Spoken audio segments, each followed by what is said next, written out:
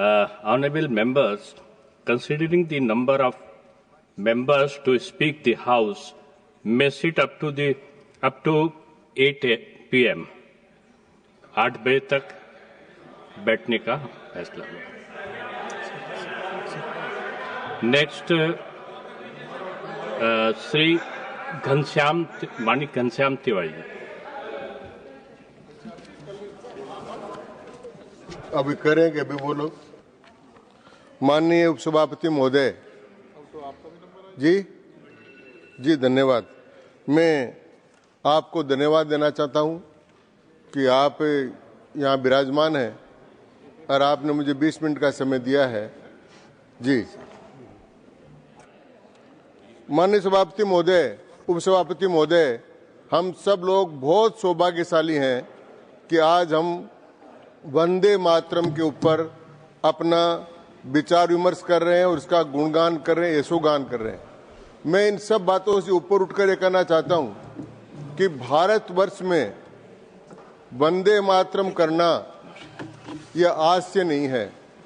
विश्व में सबसे पुराना लिखित ग्रंथ या विश्व में सबसे पुराना लिखित ग्रंथ है तो वो ऋग्वेद है। और ऋग्वेद में कहा गया है माता पृथ्वी पुत्रो अहम पृथिव्याः, कि माता पृथ्वी हमारी माता है, हम उसके पुत्र हैं। इसके बाद में यहाँ कई बार अभी चर्चा हुई है माननीय सभापति महोदय, उपसभापति महोदय, कि भगवान राम का उदाहरण दिया गया। भगवान राम ने जब लंका जीतकर आ रहे थे तो लक्ष्मण जी ने कहा कि आप भैया जाकर क्या करोगे, सोने की लंका है, वहां जाएंगे तो हो सकता है भरत से भी लड़ाई हो जाए, तो आप यहीं रहो।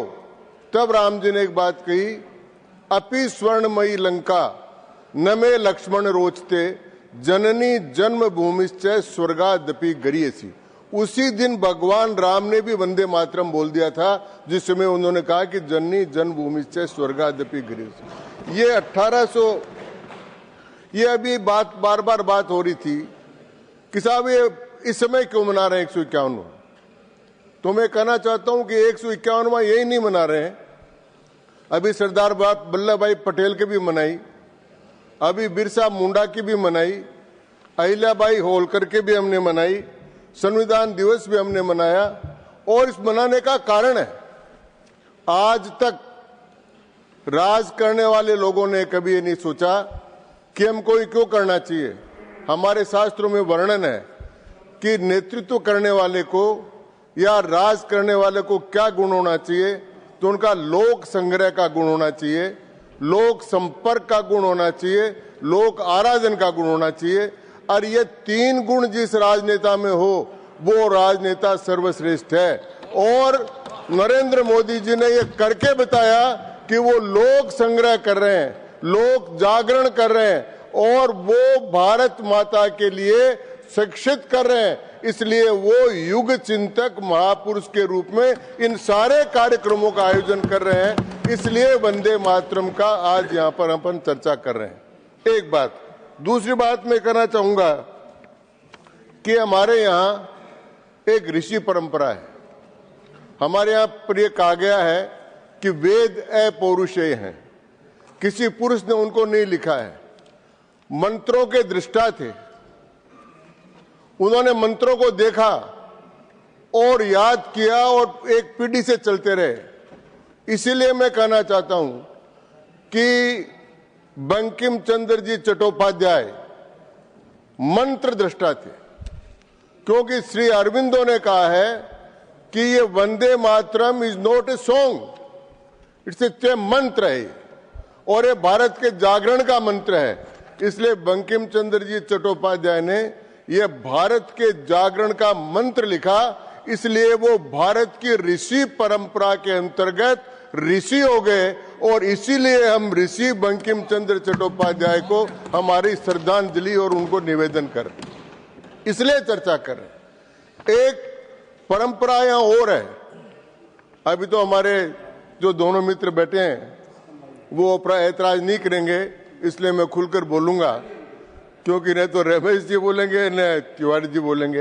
एक ऋषि परंपरा के अलावा एक भारत में 100 साल में एक नई परंपरा चालू हुई, वो है प्रचारक परंपरा।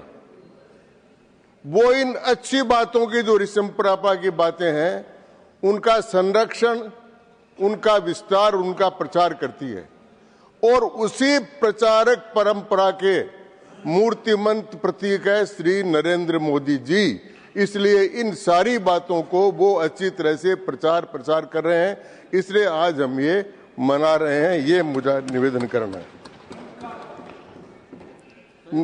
मैं 1857 के बाद में जो देश में एक सुप्तावस्था आ गई थी उसको जागृत करने के लिए ऋषि बंकिम चंद्र जी चट्टोपाध्याय ने इस गीत की रचना की। और अपन सब इस बात को जानते हैं कि ये गीत पहले बंग दर्शन में लिखा गया, फिर आनंद मठ में लिखा गया, रविंद्रनाथ जी टैगोर ने गाया, ये भी सबने बोला। लेकिन 1905 में जो भंग हुआ था, जो लॉर्ड कर्जनवाली ने बंगाल का विभाजन किया था और सबसे पहले जो राष्ट्रवाद की और राष्ट्र की अखंडता के लिए जो आवाज उठी थी वो भंग आंदोलन था। तो 1905 से लेकर 1908 तक सारे देश में यह मंत्र गूंजा और इस मंत्र के कारण से इतनी जागृति हुई कि ये जागरण का महामंत्र बन गया, प्रेरणा स्रोत बन गया, प्रेरणा पुंज बन गया। हजारों लोगों ने लाठियां खाई, गोलियां खाई, कोड़े खाए, जेलों में गए और भारत की सारी भाषाओं में इसका ट्रांसफर भी हुआ, उसका ट्रांसलेशन किया गया और उसको भिन्न भिन्न भाषाओं में बोला गया और ये गीत हमारा आगे चला। लेकिन कुछ तारीखें हमको देखनी पड़ेगी जिन्होंने इस मंत्र की, इस गीत की प्रतिष्ठा को भी कम किया और भारत के लिए भी हानिकारक हुआ। मुझे माफ करेंगे, 1914 और 16 जब कांग्रेस ने सेपरेट कॉन्स्टिट्यूंसीज, अलग निर्वाचन क्षेत्र का नारा स्वीकार किया और 1916 में लखनऊ पैक्ट हुआ जिसमें मुसलमानों के अलग कॉन्स्टिट्यूंसी, हिंदुओं के अलग कॉन्स्टिट्यूंसी स्वीकार की गई, वो सबसे बड़ा पाप था। वहां से इसकी नींव रखी गई पाकिस्तान की। उसके बाद दूसरा बड़ा काम हुआ और जिसने हमको राष्ट्र की धाराओं से, राष्ट्र की मूल धाराओं से मुसलमानों को अलग किया, वो बहुत ध्यान देने की बात है। वो था खिलाफत आंदोलन। 1920 और 22 तक एक खिलाफत आंदोलन हुआ। मुझे समझ में नहीं आया कि कांग्रेस पार्टी ने मुस्लिम लीग से खिलाफत आंदोलन का समर्थन इस बात पर किया कि कांग्रेस पार्टी खिलाफत आंदोलन का समर्थन करेगी इस शर्त पर कि मुस्लिम लीग भारत की स्वतंत्रता का समर्थन करेगी। और वो खिलाफत आंदोलन क्या था? वो था तुर्की का, भारत का नहीं था, तुर्की का था। और जैसे अभी उदाहरण दिया गया, तुर्की में एक नेता हुए कमाल अत्तातुर्क, कमाल पाशा भी कहते हैं। अपने नई दिल्ली में एक रास्ते का नाम भी कमाल अत्तातुर्क मार्ग है। उन्होंने वहां रूढ़िवाद के खिलाफ तुर्की में आंदोलन शुरू किया।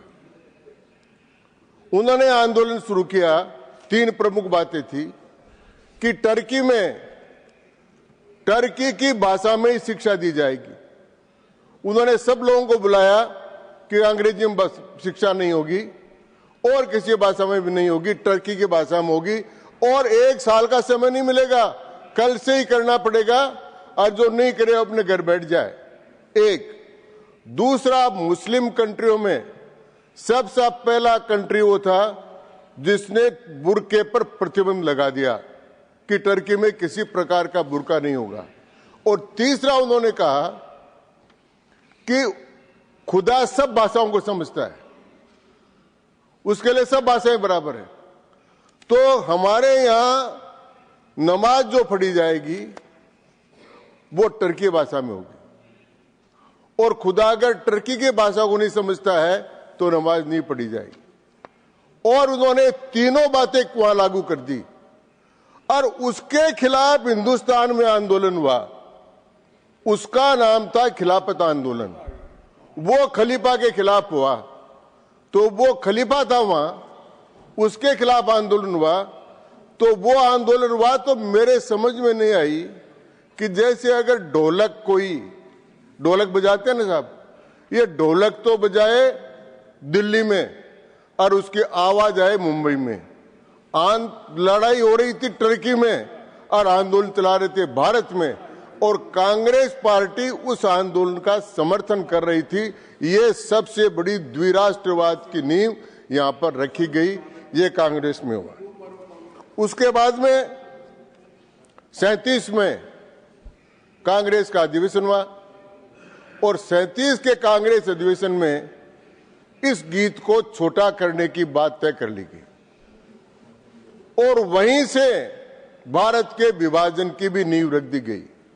जब इसको छोटा किया गया तो उसमें तर्क ये दिए गए कि इसमें मूर्ति पूजा है, इसमें दुर्गा का नाम है, इसमें कमला का नाम है, इसका धर्म का नाम है, इसमें विद्या का नाम है, और इसके कारण से इसको काट दिया जाए और उसके 2 छंद सुजलाम सुफलाम मलिज शीतलाम वो रखा गया और 3, 4, 5, 6 इसको काट दिया गया। ये जब हुआ उसके बाद में 1940 में लाहौर में मुस्लिम लीग का कॉन्फ्रेंस हुई और उन्होंने द्विराष्ट्रवाद की थ्योरी इसी आधार पर प्रतिपादित करके भारत की विभाजन की रूपरेखा की। अगर कांग्रेस पार्टी इस गीत को नहीं काटती, इस पर संघर्ष करती, इस पर झुकती नहीं, तो मुस्लिम लीग 1940 में लाहौर में यहां तक नहीं पहुंच सकती थी और उसके बाद 47 में इसका विभाजन हुआ। तो सभापति महोदय, मैं जो गीत 1857 के बाद 72 में 1905 में 8 में इस देश के जागरण का मंत्र बन गया, उसको काटा गया इसलिए, और काटने के बाद में विभाजन की रख दी गई और 47 में विभाजन हुआ। विभाजन के बाद जो बात हुई, किसी भी दुनिया के देश ने इतनी बड़ी त्रासदी नहीं देखी। दुनिया में कोई ऐसा देश नहीं है जिसका धर्म के आधार पर विभाजन हुआ। जर्मनी का विभाजन हुआ था, ईस्टर्न जर्मनी और वेस्टर्न जर्मनी बनी, लेकिन साम्यवाद और पूंजीवाद के आधार पर बर्लिन के बीच में दीवार खींची गई थी। कोरिया का भी विभाजन हुआ, वियतनाम का भी विभाजन हुआ, युगोस्लाविया का भी विभाजन हुआ, बहुत से देशों का विभाजन हुआ। एकमात्र देश दुर्भाग्य से भारत था जिसमें का धर्म के आधार पर विभाजन, और उस विभाजन की विभीषिका इतनी बड़ी विभीषिका थी, लाखों लोग तो मारे गए, बहुत 1 करोड़ से ज्यादा लोग घरों से बाहर निकाल दिए गए, इतना बलात्कार हुआ, गाड़ियां भर भर कर आती रही। ये सारी नींव इस गीत के विभाजन से रूपरेखा बनी और 37 का जो कांग्रेस अधिवेशन था और 14 और 16 का जो लखनऊ का पैक्ट था और सेपरेट कॉन्स्टिट्यूंसीज करी मुसलमानों के लिए, उसका परिणाम हमको ये भोगना पड़ा। और लेकिन उपसभापति महोदय, काटा क्या गया मैं बताता। तीसरा जो अंतरा है उसमें काटा गया 7 कोटि, पूरे आपके हजारों गले हैं और हजारों हाथ। इस पेरे को, इस अंतरा को, इस तंजा को काट दिया गया। क्यों काटा गया? इसमें कौन सी मूर्ति पूजा आ गई? और ये काटा इसलिए गया, और इसके काटने से ये जो आ रहा था कि हम बहुत ताकतवर हैं, हमारी शक्ति है, हमारे हजारों हाथ हैं, वो ताकत क्षीण हो गई। और युवा जिस ताकत को लेकर चलते थे कि हम भारत के लिए हजारों गले हैं, हजारों कंठ हैं, हजारों हाथ हैं, उन युवकों में वो शौर्य खत्म हो। करोड़ों वो काम बंद हो गए। फिर दूसरा क्या काटा? तुम ही विद्या, तुम ही धर्म है, उसको काट दिया। तो भारत में से धर्म को काटना और धर्म के लिए यह कहना कि ये अगर रहेगा गीत में तो या तो विद्रोह हो जाएगा, तो मैं उपसभापति महोदय कहना चाहता हूं कि धर्म के उत्पन्न होने वाली भूमि तो भारतवर्ष है। आज के 1500 वर्ष पहले तो कहीं अजान नहीं थी, आज के 2100 वर्ष पहले तो कहीं चर्च या गिरजाघर नहीं था, तो ये भारत ही था। भारत ने कहा धारणात् धर्म इत्याहु धर्मो धारयति प्रजा यस्यात् धारण संयुक्त स धर्म इति निश्चय। वो धर्म है, वो धर्म इस भारतवर्ष में था। और वो धर्म कहता कि मां की रक्षा करो, मां की पूजा करो। उस धर्म को आपने काट दिया उसमें से। फिर उसमें काटा दुर्गा, रिपुदल वारिणी, बहुबलधारी, ये काट दिया। अरे दुर्गा का नाम काटा। शिवाजी जब लड़ रहे थे तो जय भवानी और जय शिवाजी क्या करी तो लोग लड़ रहे थे। महाराणा प्रताप जो लड़ रहे थे, चामुंडा माता की जय बोल करी तो लड़ रहे थे। गुरु गोविंद सिंह जी के पुत्रों का बलिदान हुआ, वीर बाल दिवस हम 26 तारीख को मनाएंगे। उनका बलिदान हुआ, गुरु गोविंद सिंह जी लड़े, नैना देवी के दर्शन करके तो रो जाते थे। इतने सारे जो लोग लड़े, दुनिया के अंदर कोई इतिहास नहीं है उपसभापति महोदय। 712 ईस्वी में राजा दाहिर सेन के ऊपर पहला हमला हुआ था, उससे लेकर पहलगांव के हमले तक आ जाइए, अंग्रेजों के हमले पर आ जाइए, दुनिया की कोई सभ्यता और संस्कृति नहीं बची। भारत बचा, भारत का धर्म बचा, भारत की संस्कृति बची। उसके लिए लड़ने वाले योद्धा थे, उनकी प्रेरणा जय भवानी थी, जय दुर्गा थी, 10 प्रहर धारणी थी, उसको काट दिया। और फिर उसके बाद में ज्ञान को, कर्म को और संगीत को काट दिया। जब किसी देश में से ज्ञान निकल जाए, सरस्वती निकल जाए, दुर्गा निकल जाए, लक्ष्मी निकल जाए, तो वो देश क्या बचेगा? वो देश नहीं, राष्ट्र नहीं बचेगा, भूगोल बचेगा। और वो भूगोल बचेगा तो उसमें एक तो पाकिस्तान की लाइन खींच दी जाएगी और एक बांग्लादेश की लाइन खींच दी जाएगी।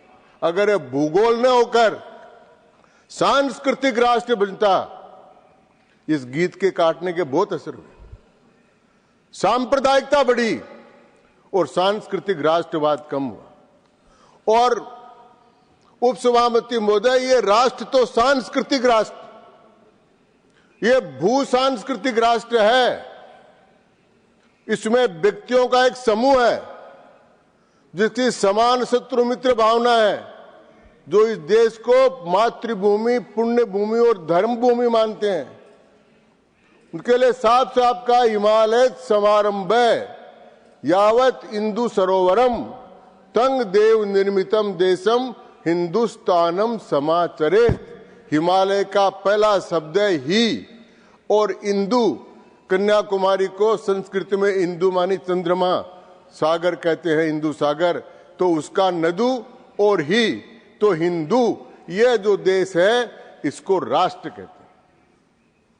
इस राष्ट्र को में से अगर धर्म निकाल दिया जाए, इस सांस्कृतिक राष्ट्रवाद की स्थापना, ये जब अभी दक्षिण की उत्तर की बात हो रही थी, किसने करी? जैसे मैंने कहा राम जी ने करी, फिर शंकराचार्य जी ने करी। केरल के कालड़ी गांव में थे, अभी प्रधानमंत्री जी ने केदारनाथ में उनके मूर्ति का अनावरण किया है, शंकराचार्य जी। केरल से चलकर वहां तक गए और भारत के चारों कोनों पर चारों धामों की स्थापना की। Honorable member, we have one more minute of your time. You may. और ये भारत का सांस्कृतिक राष्ट्रवाद। तो मेरा इतना ही कहना है कि आज हम सौभाग्यशाली हैं कि हम वंदे मातरम गा रहे हैं। हम क्यों गा रहे हैं? हम यहां पर बैठे हैं, हम बहस कर रहे हैं, ये सारा उन महापुरुषों की देन है।